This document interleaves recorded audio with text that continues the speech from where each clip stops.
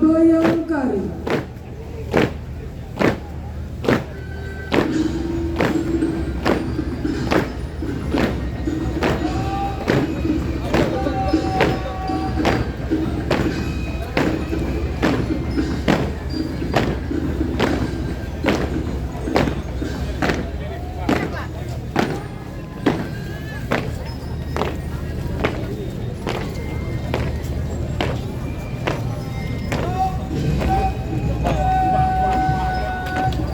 Inspektur Upacara.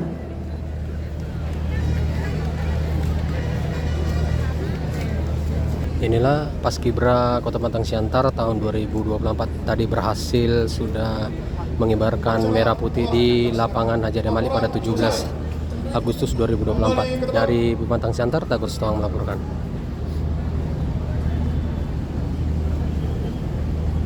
Present.